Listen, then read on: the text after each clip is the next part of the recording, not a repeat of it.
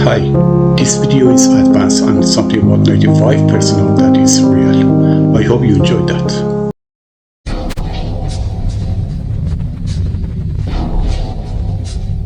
Danielle Houchins, born in 1981 to her mother Cheryl Houchins, was affectionately known as Danny. From a young age, Danny was the apple of her mother's eye, and the bond between them was unbreakable. On September 21st, 1996, 15-year-old Danielle left her home in Belgrade, Montana, with plans to spend the day fishing at Cameron Bridge Fishing Access, a popular spot she often visited. It was supposed to be a peaceful, solitary escape, just another quiet day by the water. However, what began as a routine outing soon spiraled into a harrowing mystery when Danielle failed to return home. Later that day, searchers discovered her truck parked near the fishing access. The vehicle was left unlocked, with no immediate signs of struggle, but there was no trace of Danielle herself. Hours passed, and as daylight waned, the search intensified, driven by growing fears for her safety. Tragically, those fears were realized when Danielle's lifeless body was found several hours later, face down in shallow water, not far from where her truck was discovered. The evidence of assault was undeniable, and the manner of her demise was as horrific as it was heartbreaking.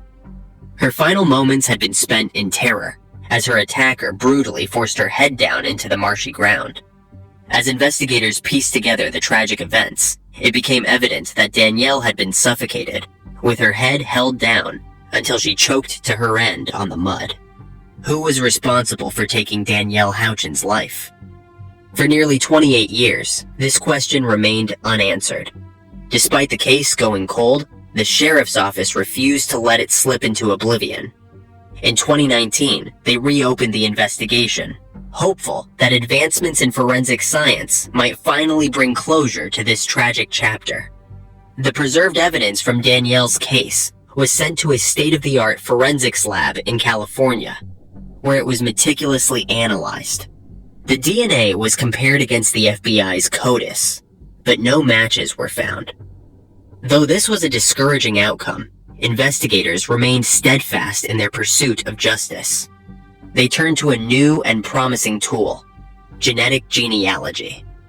With a court order, they accessed the extensive DNA databases, hoping to find a match that CODIS could not provide.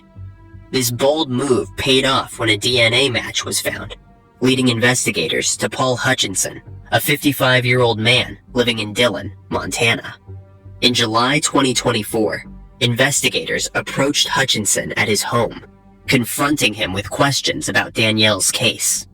The interaction was tense, and Hutchinson's nervous and erratic behavior raised suspicions.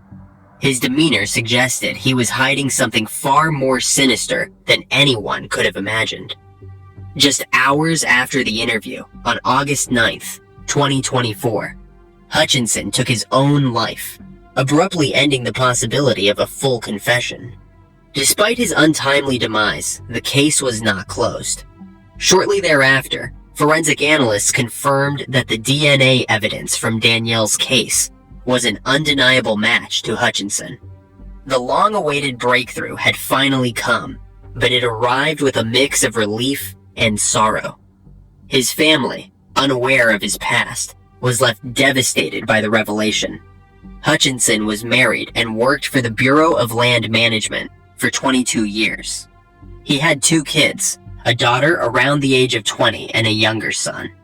He was a graduate student at Montana State and had only been in the area a short period at the time he took Danny's life. While the confirmation of his guilt brought a sense of resolution to Danielle's family, it also underscored the profound impact of a crime that had gone unsolved for so many years. Danny's younger sister, Stephanie Mollett, said, "Even though this man will not face a jury of his peers, I have no doubt he was the one who forcefully and violently assaulted my sister. When the time came to face up and account for his violence, he instead chose to end his life. He knew of his guilt and could not face my family or his family, and the pain he caused. After nearly 28 years without answers, without justice, we celebrate today. Stephanie says 28 years is far too long, and she had to fight far too hard to find justice for her 15-year-old sister.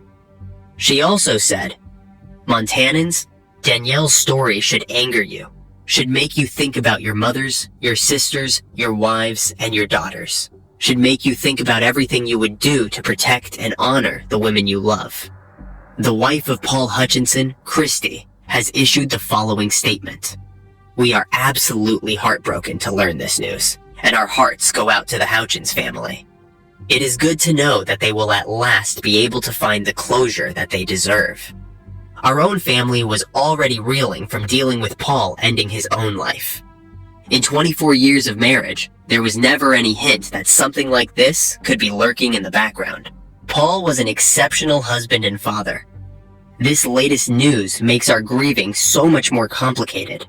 We would appreciate being given the space to process and come to terms with this development as we mourn. The investigation into Danny's case is closed.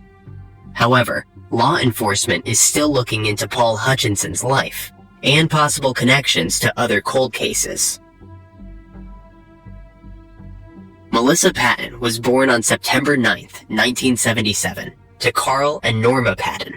Growing up just outside of Atlanta, Georgia, she shared a close bond with her older sister, Tina. Melissa's personality was infectious. She was often described by her loved ones as bubbly, kind, and trusting. After high school, she married her longtime boyfriend, Christopher Wolfenbarger, and the couple relocated to a different part of Atlanta. Their union was blessed with 2 children, a son named Joey and a daughter named Chrissy. Melissa thrived as a devoted wife and mother, embracing her role with joy and dedication. The last known contact Melissa had with her parents occurred on Thanksgiving Day in 1998. During a phone call from Christopher's grandparents' home, she discussed plans for Christmas, leaving her family with the impression that everything was normal. However, when Melissa failed to appear for the holiday and later missed her mother's birthday in February 1999, her parents' worry turned into alarm. Norma decided to take matters into her own hands and traveled to Melissa's home, only to be met with disturbing news from the neighbors. The Wolfenbargers had mysteriously moved away shortly after Christmas, leaving no trace of their whereabouts. Christopher, Melissa's husband, never filed a missing person report for her, nor did he inform her family of her sudden absence. His silence was deafening, especially considering his documented history of domestic violence against Melissa. The fact that he did not reach out to her family further fueled their fears and suspicions. For Norma, Christopher's actions, or lack thereof, raised chilling questions about what had really happened to her daughter. On April 29, 1999, a gruesome discovery was made in a wooded area along Avon Avenue near Hartford Avenue. Inside a garbage bag, discarded in a dumpster, was the severed and bleached head of a woman. Just over a month later, on June 3rd, more dismembered remains belonging to the same woman were found.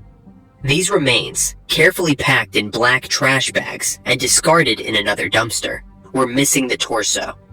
Investigators noted that the dismemberment appeared to have been done with a saw, suggesting a methodical and brutal disposal of the body. The locations where the remains were found raised particular interest among investigators. They were alarmingly close to a glass company where Christopher Wolfenbarger, Melissa's husband, had been employed in the late 1990s.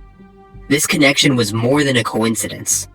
Christopher had been dismissed from this company after being suspected of stealing a reciprocal saw, a tool that could easily have been used in the dismemberment of the body. The proximity of the dump sites to his former workplace and his history of theft added a chilling layer to the investigation. As authorities dug deeper, the pieces began to fit together in a disturbing way.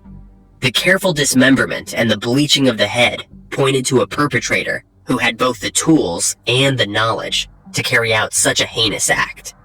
While the identification of the remains had not yet been confirmed, the proximity to Christopher's past workplace and the nature of the crime created a dark cloud of suspicion over him. In 2003, a significant breakthrough emerged in the haunting case of Melissa Patton's disappearance, when authorities successfully identified the dismembered remains as hers through advanced DNA testing. This pivotal identification hinged on a DNA sample from her father, Carl Patton, who had recently been arrested for a string of unrelated crimes.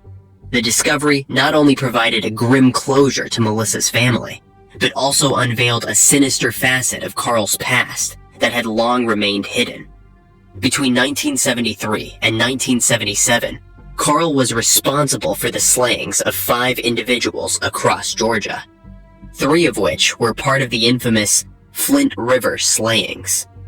These cases had baffled law enforcement for years, remaining unsolved mysteries until the DNA evidence linked Carl to them. As the investigation deepened, Carl pleaded guilty to 4 of these cases in March 2003, and the 5th in May of the same year. His confessions led to a life sentence without the possibility of parole, sealing his fate behind bars and bringing some measure of justice for his victims. Initially, the revelation of Carl's brutal past led investigators to suspect him in the disappearance and slaying of his own daughter, Melissa. However, further scrutiny and evidence established that Carl had been incarcerated well before Melissa vanished, effectively eliminating him as a suspect in her case. This development was both a relief and a new source of anguish for the Patton family, as it meant that the true perpetrator remained at large. With Carl cleared of any involvement, the focus of the investigation shifted back to Christopher Wolfenbarger, Melissa's estranged husband. Despite the red flags, law enforcement struggled to gather the concrete evidence necessary to press charges against him, leaving Christopher as the sole suspect without formal accusations. In 2024, the police, determined to bring closure to the cold case, re-examined the evidence with fresh eyes and new forensic techniques. These developments finally pointed decisively towards Christopher Wolfenbarger, Melissa's estranged husband, as the prime suspect in her slaying. On a hot summer day in August, law enforcement moved swiftly to apprehend Christopher at his home in Griffin, Georgia. The arrest itself was as bizarre as it was telling.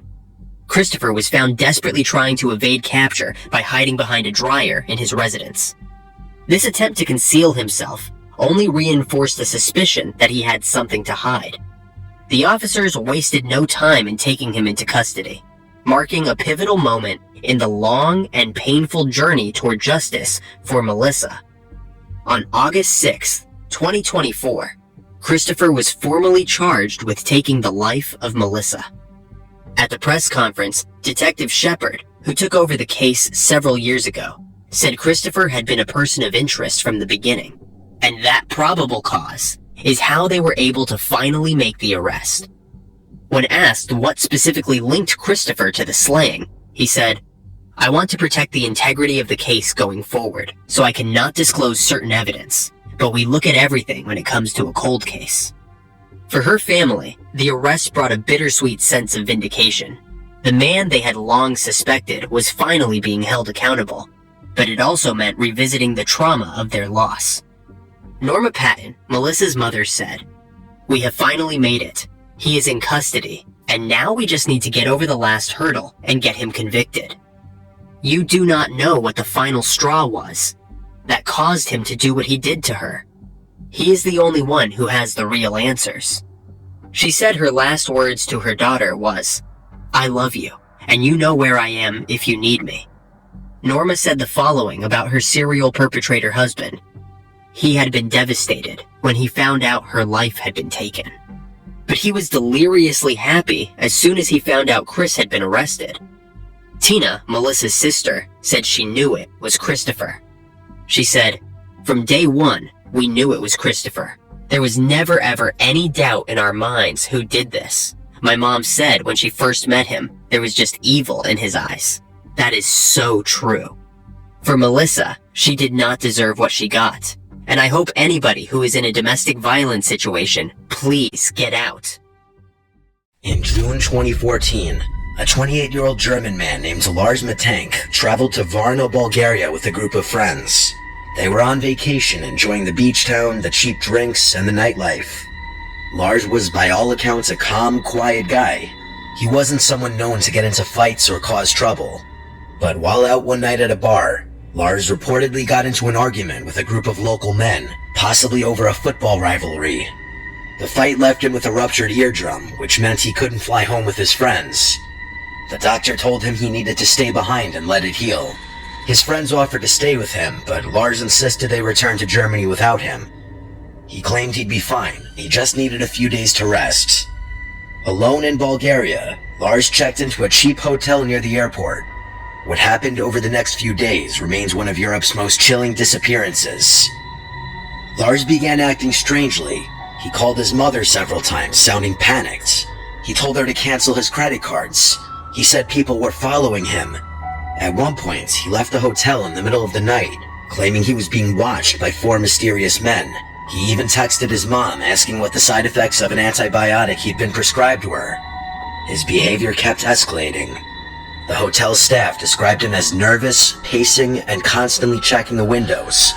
Then, on July 8th, the day he was scheduled to fly home, Lars arrived at Varna Airport, and things took a dramatic turn. Surveillance footage from the airport shows him walking into the terminal calmly at first, but within minutes, he appears agitated. He's seen speaking to a staff member, then backing away nervously.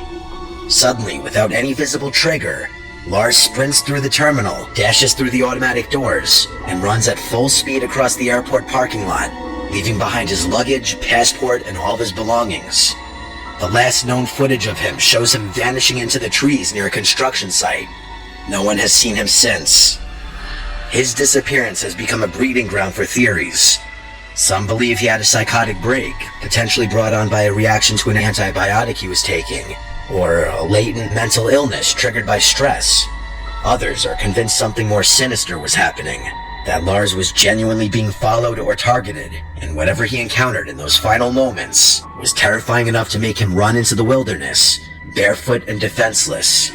There were alleged sightings in Eastern Europe for years after, but nothing ever confirmed.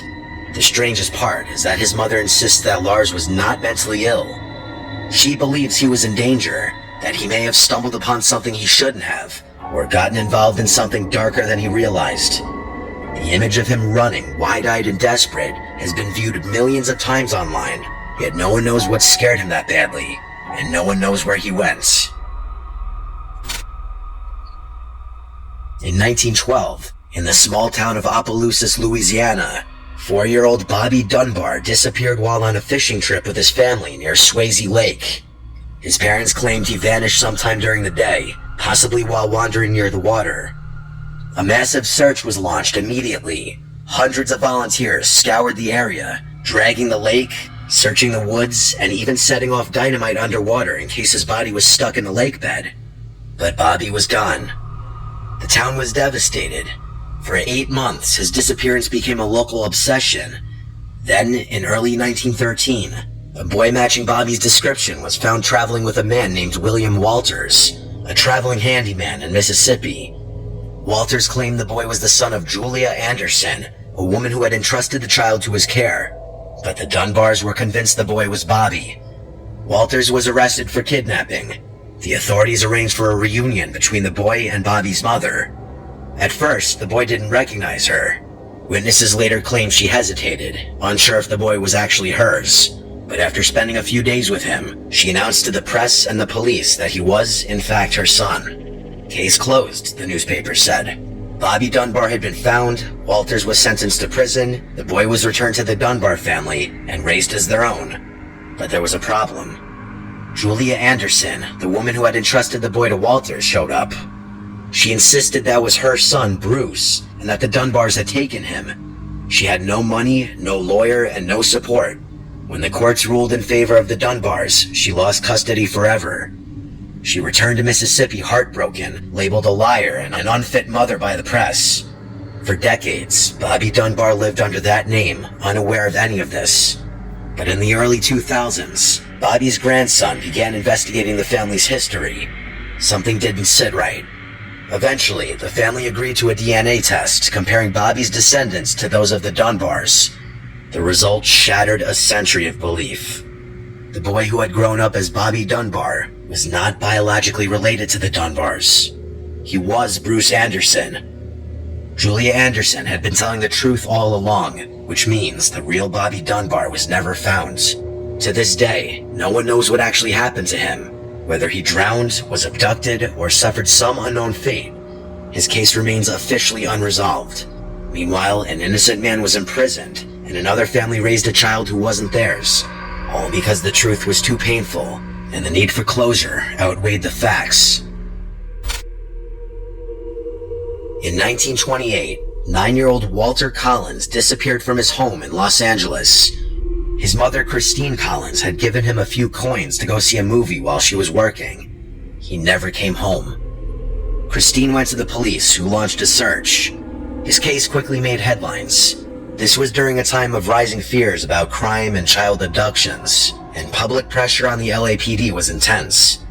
For 5 months, Christine kept the search alive. She printed flyers, organized searches, gave interviews. Then, in August, police in Illinois picked up a boy who claimed to be Walter. He was brought to Los Angeles to be reunited with Christine in front of reporters. But as the cameras flashed and police beamed with pride, thinking they had solved the case, when Christine saw the boy, she said, "That's not my son." The police told her she was wrong. They insisted he had changed from the trauma. They encouraged her to take him home on a trial basis.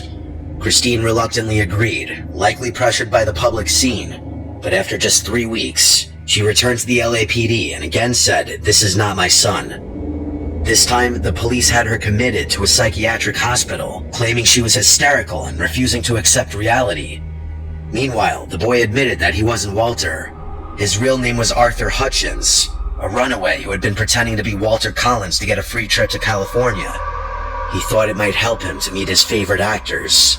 So that meant the police had publicly reunited a grieving mother with a random child, and then punished her when she didn't go along with the lie. That should have been the end of the story, but it gets darker. Around the same time, a Canadian man named Gordon Northcott was arrested for a string of murders on a chicken farm in Wineville, California. He had lured young boys to his property, imprisoned them, and eventually killed them. When authorities raided the farm, they found evidence linking Northcott to multiple victims. One of those victims, they believed, was Walter Collins. Christine pleaded for answers, but Northcott never gave a clear confession. He was convicted for other murders, but the fate of Walter Collins remained unresolved. Christine spent the rest of her life trying to find out what happened. She never gave up, and the city of Los Angeles never formally apologized for what they did to her, for locking her away when she refused to accept the lie. The story later inspired the film Changeling with Angelina Jolie, but the real horror is how it actually happened. A grieving mother gaslit by the system, a lost child exploited for headlines, and a police force more interested in good press than truth. In August of 2008, a 24-year-old Canadian woman named Kayla Reed vanished from a small town in British Columbia. She had recently moved back in with her parents after going through a rough breakup and was trying to start over. One evening, she told her mother she was going to meet a friend at a coffee shop nearby. She left around 7:30 p.m., wearing a light hoodie and jeans, carrying her phone but no purse. She never showed up for that meeting. Her phone went dark less than an hour later. What followed was an immediate and massive local search. Flyers went up and volunteers swarmed the forested areas around town. Search dogs found nothing, and there was no sign of foul play. No dropped phone, no torn clothing, no surveillance footage. It seemed Kayla had completely vanished. As expected, her parents were devastated. Kayla was described as responsible and grounded, not the kind of person to run off without telling anyone. Days turned into weeks, and weeks turned into months. Eventually, the case went cold. But then, a full year later, something happened. Kayla showed up. In the early morning hours of July 5th, 2009, she walked into a hospital nearly 200 miles from where she disappeared. She was disoriented, dehydrated, and barefoot. She was also noticeably thinner, sunburned, and wearing clothes that didn't belong to her. She refused to speak to doctors. She simply wrote her name down on a piece of paper. The hospital staff called police, and after fingerprint confirmation, it was officially her. She had been missing for 11 months. Her parents, of course, rushed to see her, but even then, Kayla said almost nothing. She stared at them blankly, occasionally smiling, but she didn't hug them. When they asked where she had been, she said only, "I was in the dark. I was safe, but it wasn't me." Authorities were baffled. She had no visible injuries or signs of abuse. Toxicology came back clean. She had no head trauma, no signs of having been drugged long-term, no tattoos or branding or anything that would suggest organized abduction. She spent a week in the hospital under psychiatric observation, and then she was quietly released to her family. No charges were filed and no statements were ever made. Kayla never spoke publicly about where she had been. She deleted all her social media accounts and moved away within a year. Reporters tried to follow up, but her family refused all interviews. The case was officially closed, a missing person who returned, but no one ever got the answers they were looking for. Just a young woman who came back from somewhere completely changed. She wasn't hurt or injured, but she was different. One nurse from the hospital said that in her last shift before Kayla was discharged, the girl looked her dead in the eyes and whispered, "Don't go into the woods alone, they find you there." No one knows what she meant, but no one who worked that case ever forgot it. In October 2017, in the city of Santa Rosa, California, a 15-year-old high school student named Connor Hastings disappeared while walking home from school. He took the same route every day, a suburban street surrounded by homes and parks, but one afternoon he didn't show up. His mom called him, but there was no answer. When she checked with friends, no one had seen him since he left school. By 7 p.m., police were notified and a search began immediately. His backpack was found a day later, dumped behind a dumpster a few blocks from his usual route, but his phone was gone. For weeks, the case dominated local headlines. Police dogs tracked a scent trail that ended suddenly at the edge of a wooded trail, where it seemed to just stop. It was strange because no tire tracks were left behind, and there were zero witnesses.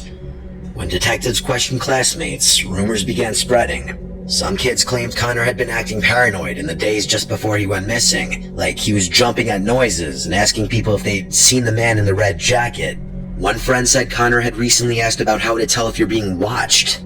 The trail went cold, but 5 minutes later, in March of 2018, Connor returned, or rather, he was found. A 911 call came in from a payphone, one of the few still operating in the area, and the caller reported a teenage boy sitting on a bench, unresponsive, outside a small-town library 60 miles away. When police found Connor, he was silent and staring ahead. His hair was much longer than when he'd last been seen, and his clothes were filthy. He had a spiral-bound notebook clutched in both hands, but it was completely blank. He wouldn't speak for over 24 hours. When his parents arrived, he hugged his mother tightly and then burst into tears. But even then, he said very little about where he had been. Over the next few days, he opened up only slightly. He claimed he had been taken by a group, but couldn't describe their faces. He said they kept him somewhere without clocks, somewhere cold. When police asked how he escaped, he said, "They just let me go. I think I passed their test." A month later, he gave one final statement before refusing to speak publicly again. He said, "There were others. I heard them. I wasn't the only one, but I might be the only one they gave back." The notebook he had been holding the night he was found remained empty. No one could get him to write anything in it. But on the final page in the bottom corner, written in shaky pen, were 4 words. "I was not alone." Police never identified any suspects. The FBI reviewed the case, but released no findings. Connor eventually changed schools and now lives under a different name. To this day, his case is officially solved because he came back. But nobody really believes that that's the end of the story.